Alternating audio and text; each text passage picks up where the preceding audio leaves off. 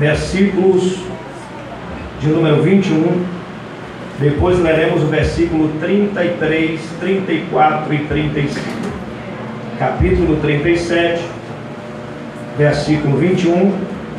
Então Isaías, filho de Amós, mandou dizer a Ezequias: assim diz o Senhor, o Deus de Israel, quanto ao que me pediste acerca de Senaqueribe, rei da Síria, eu ouvi. Versículo 33. Portanto, assim diz o Senhor. Quem diz? O Senhor. Acerca do rei da Síria: não entrará nesta cidade, nem lançará flecha alguma, tampouco virá perante ela com escudos ou lanças, ou levantará contra ela tranqueira. Pelo caminho por onde vier, por esse voltará. Ele não entrará nesta cidade, diz o Senhor. Eu amparei esta cidade para livrar, por amor de mim e por amor do meu servo Davi. Amém? Meus queridos,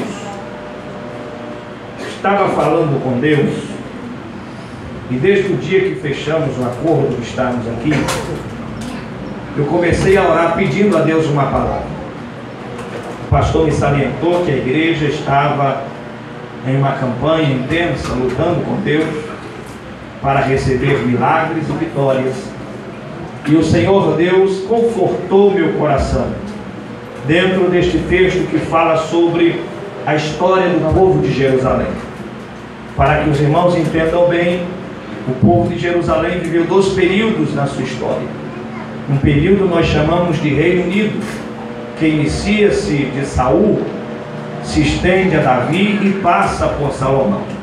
Após a morte de Salomão, o reino se divide e passa a ser conhecido como Reino do Norte e Reino do Sul. O Reino do Norte ficou formado por 10 tribos, e o Reino do Sul, subindo avante, ficou formada por 2 tribos, a tribo de Judá e também de Benjamim. A capital do Reino do Norte era Samaria, e a capital do Reino do Sul era Jerusalém. Vários reis governaram tanto o Reino do Norte como também o Reino do Sul, começando o Reino do Norte por Jeroboão, e o Reino do Sul iniciando seus reinados por Roboão. Diversos reis passaram no Reino do Norte, que tinha sua capital Samaria, e vários reis passaram pelo Reino do Sul, que tinha por capital Jerusalém. Muitos fizeram o que era reto aos olhos de Deus, muitos agradaram aos olhos do Senhor, fazendo o que manda os mandamentos e os profetas. Outros seguiram pelos seus próprios caminhos, adotando os requisitos do seu coração e pecando contra Deus, e o povo, por ser um povo influenciado, também levava a nação a pecar contra o Senhor. A Bíblia fala do rei Ezequias. O rei Ezequias, que ora nós acabamos de ler a sua história, foi o 13º rei que passou pela terra de Jerusalém e governou o Reino do Sul, a região menor, que fala a respeito do povo de Judá. A Bíblia faz questão de dizer que Ezequias fez o que era reto aos olhos de Deus. Ezequias fez aquilo que agradava ao coração do Senhor. A Bíblia diz que Ezequias ele derrubou os altares dos deuses estranhos. Baal perdeu a vez quando Ezequias assumiu o trono. Baal não teve mais lugar quando Ezequias começou a reinar em Jerusalém. A Bíblia diz que Ezequias cortou os bosques. Ezequias santificou o santuário do Senhor. Ezequias purificou os utensílios da casa de Deus. E o de mais importante, ele restaurou o culto de adoração e devoção ao nome do Senhor. Antes de Ezequias não existia mais casa de Deus, não existia mais mesa do Senhor. Tudo era devotado a deuses estranhos. E por que não melhorar? Devotado a demônios. Demônios mandavam e governavam, porque o rei que lhe antecedera foi um homem que fez o que era errado aos olhos de Deus, prevaricou e blasfemou contra Deus. Mas quando Ezequias assume o trono, Ezequias traz conserto no altar e fez tudo que agradara ao coração do Senhor. E o resultado disto é prosperidade.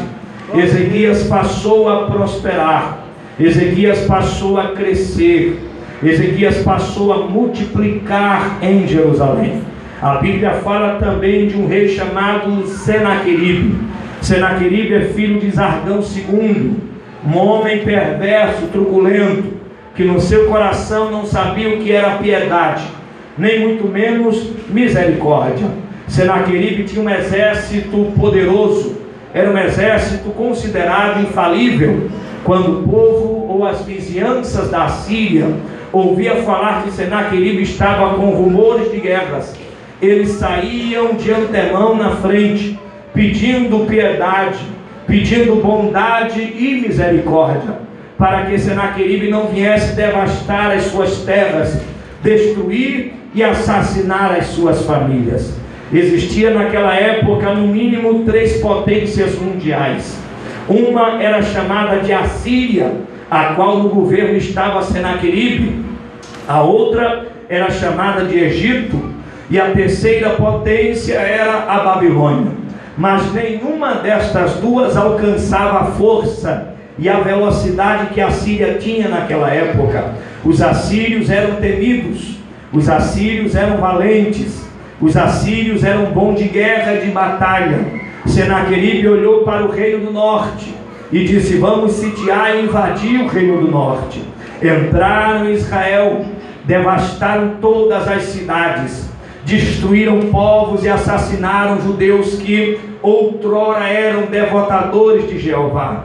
Mas o povo estava em pecado, o povo estava em declínio espiritual no norte, não tinha temor a Deus no reino do norte, não tinha respeito a Jeová em Israel.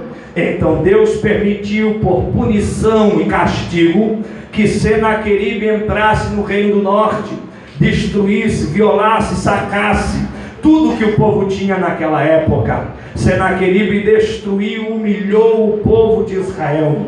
Mas a Bíblia faz questão de dizer que ele não para por Israel, ele olha para o reino do sul e diz: essa terra também tem que ser minha, porque a terra é próspera, a terra é boa. Olha para o reino do sul, o povo está abençoado, o povo canta, o povo louva, o povo é feliz, não tem semblantes de cativos, então a terra é maravilhosa. E por sinal, a Bíblia faz questão de dizer que o povo plantava uma semente naquela época e colhia 100, em contrapartida daqueles que viviam no pecado, plantava 100 e não colhia quase nada. Mas o povo estava próspero lá no reino do sul. Então Senaqueribe olha para o reino do sul e diz: vamos tomar aquela cidade. Eles avançam contra Jerusalém e conseguem dominar 42 cidades fortes do reino do sul, cidades que ficavam próximas de Jerusalém. Senaqueribe e os assírios tinham uma política. Qual era a política de Senaqueribe? Matar e destruir com um tom de carnificina todos aqueles que se encontrarem no seu caminho, e tornar os assírios um povo universal, uma só nação. Se Senaqueribe estivesse ganhado, tido êxito na sua vocação ou no seu declínio de vida, jamais nós existiríamos. Somente os assírios existiriam sobre a face da terra. Mas graças a Deus que o projeto do diabo não prospera, porque maior é aquele que está conosco. A Bíblia diz que Senaqueribe chega perto de Jerusalém. Achava Senaqueribe que quando ele estivesse se aproximando, com carros, com cavalos, com espadas e com lanças, flecheiros e atiradores de arco, Ezequias ia sair vestido de pano de saco, vestido de pó, ultrajado, dizendo, ia sair pedindo misericórdia, pedindo clemência pelo povo. Mas foi ao contrário. Quando Senaqueribe chegou, e foi se aproximando de Jerusalém, Senaqueribe encontra uma cidade murada, uma cidade de portões fechados. Senaqueribe não vê ninguém de Jerusalém do lado de fora. Senaqueribe percebe que todo o povo está dentro de casa, com portões fechados, acreditando no rei Ezequias. Quando Ezequias ouviu falar que Senaqueribe estava vindo contra Jerusalém, com rumores de guerra, Ezequias fez o que todo crente deve fazer em meio a perseguições e afrontas do inimigo. Quando Ezequias ouviu dizer que Senaqueribe, o adversário, estava vindo, a Bíblia diz que Ezequias, crente, desceu à casa do Senhor, e Ezequias começou uma intensa oração a Deus.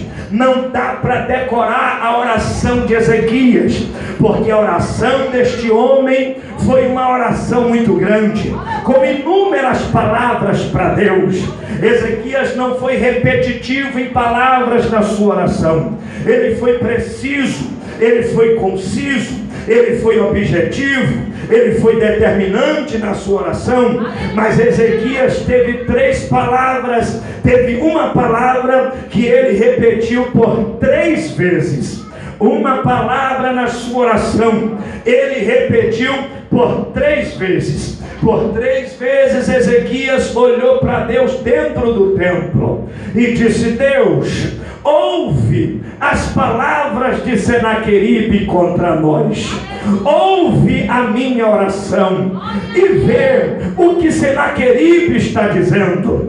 Senaqueribe viu que o povo de Jerusalém não ia pedir clemência, perdão ou piedade, não ia se render à sua potencialidade. Senaqueribe chama um mensageiro por nome de Rabizaque e disse: vá para perto dos muros e anuncie todo o meu projeto de destruição.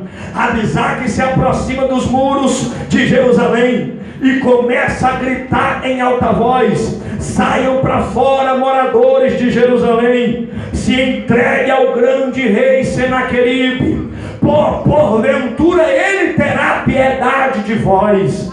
Não confiem no rei Ezequias, porque ele nada pode contra Senaqueribe. Não confiem. Se é tranca-rua, é Zapilita, que é pequeno, que é minúsculo, que é não. O nosso Deus não é nanico, o nosso Deus é da tribo de Judá, é gigante da batalha. Deus vai responder. Na Bíblia Deus responde por sonhos. Deus deu sonhos a José, Deus deu sonho de governador, Deus deu sonho ao marido de Maria. A Bíblia diz em Mateus capítulo 1 que Maria projetou deixar, José projetou deixar Maria secretamente, porque era homem justo. Mas a Bíblia diz que o anjo do Senhor apareceu a José em sonho e disse: não faça tal coisa, não tema em recebê-la Maria por tua mulher, porque o que está gerado nela é fruto do Espírito Santo. Deus fala por sonhos, Deus fala por visão. Ezequiel capítulo 1 versículo 2 disse o profeta: eu estava entre os cativos no 30º ano do 5º mês, no 40º dia eu estava lá, mas de repente os céus se abriu e eu tive visões de Deus, e Deus falou. Deus responde por visões, Deus responde pela Bíblia. Toda a Bíblia Sagrada, de Gênesis a Apocalipse, é resposta.